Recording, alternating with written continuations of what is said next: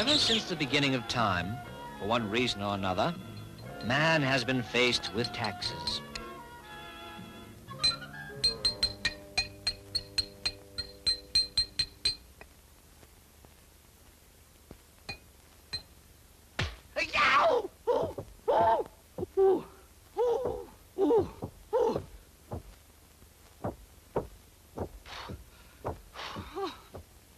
Frankly, I don't like taxes either. But let's face it, we have to have them out of necessity. You see, as prehistoric man left to hunt early each morning, he left his cave, his wife and children, unguarded against ferocious animals.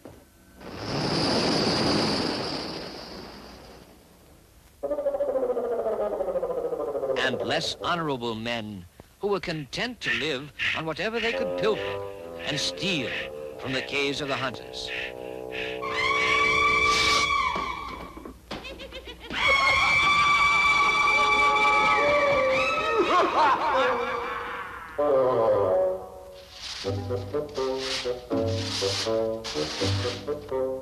Stella!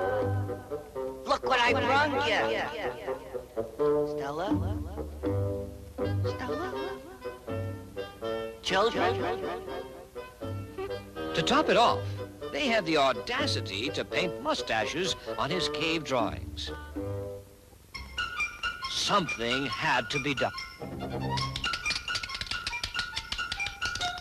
It was decided that one of them would stay behind each day while the others went out to hunt.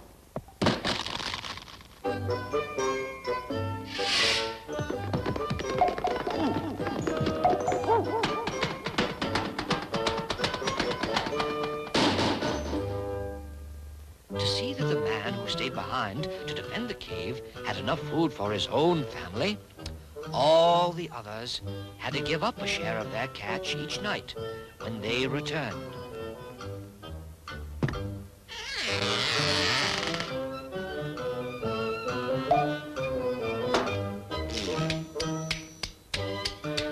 Even in the beginning, the tax collector never won a popularity contest. Well, as man progressed,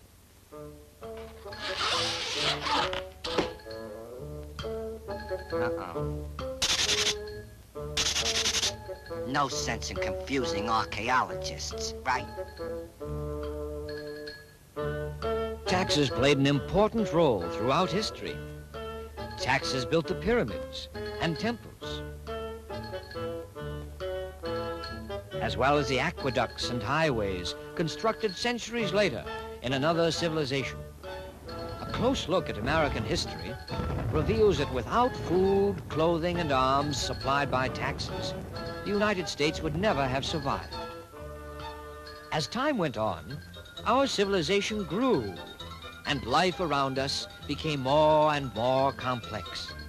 Taxes began to play an ever-increasing part in our lives. Today, taxes are used to build our highways, to maintain our parks and forests,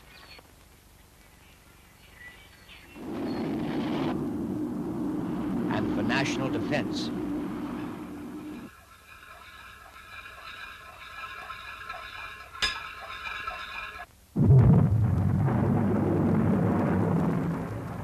In addition, our taxes are used for science, research,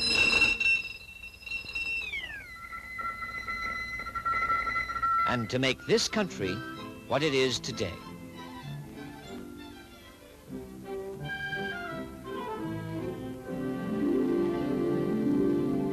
Collecting taxes today in the United States is no small business.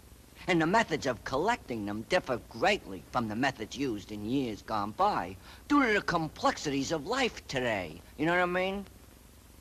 Much of the work is done by electronic machines like this one.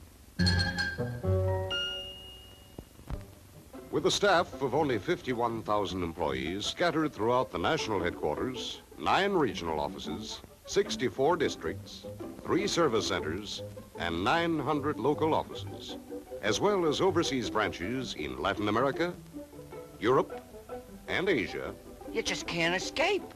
The Internal Revenue Service maintains a streamlined operating organization which handles yours and approximately 100 million other returns each year.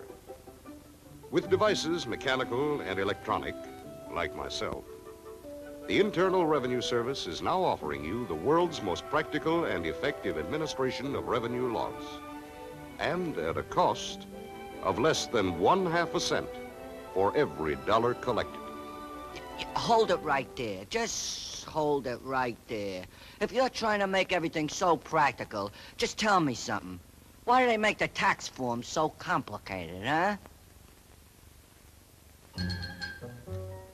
Keep in mind that you are only one taxpayer, that there are almost 100 million others, each one with his own personal situation and special problems. And it just isn't possible to prepare one form that fits exactly the income and deductions of each taxpayer. Also, these forms, in a sense, represent a translation of some very complex and technical provisions of tax law.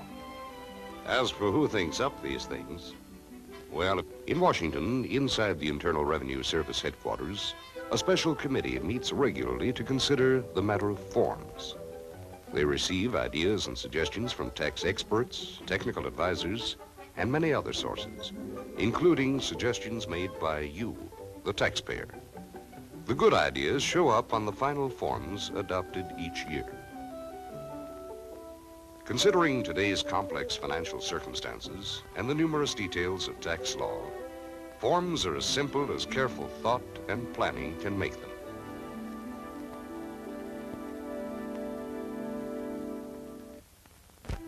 Realizing that booklets alone may not always provide exact answers to all the thousands of tax situations that exist, the Internal Revenue Service offers you extensive telephone assistance as well as office aid where needed, no matter where you live. Fill out your return as far as you can. Then, if you have a problem, call your district office of Internal Revenue. The telephone numbers are published periodically in your newspapers or on TV. In this way, you can get the necessary help with a minimum of inconvenience to yourself. To make things easier on future taxpayers, income tax instruction is given in high schools and junior high schools throughout the nation by educators from materials prepared by the Internal Revenue Service. Sorry to cut you off again, buddy, but I got another question. Suppose I fill it out correctly. What happens to my tax return after I mail it? And, oh, yeah, what are you Internal Revenue people doing the 8.5 months after we send it in, huh? Huh? Utilizing electronic machines in one of 3 service centers like this, Internal Revenue personnel process and mathematically verify millions of income tax returns.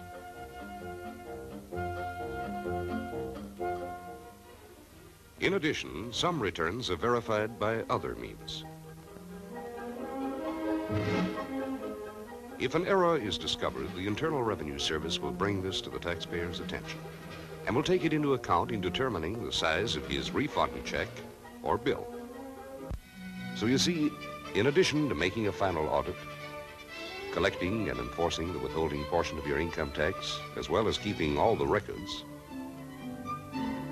the Internal Revenue Service is responsible during the remaining 8.5 months of each year for the collection and enforcement of the employer's portion of the Social Security tax and the unemployment tax. It is only through your willingness to voluntarily fill out your personal and business returns and pay your taxes that the job of collecting and processing is accomplished as quickly as it is. Well, this, in a nutshell, is the story of your Internal Revenue Service. We bring it to you because we feel that you, as the taxpayer, should know something about how it's organized, how it works, its problems, and how it can assist you with yours. Maybe the next time you think about federal taxes, you'll think about the Internal Revenue Service as an organization made up of your fellow citizens with a big and vital job to do: collecting taxes.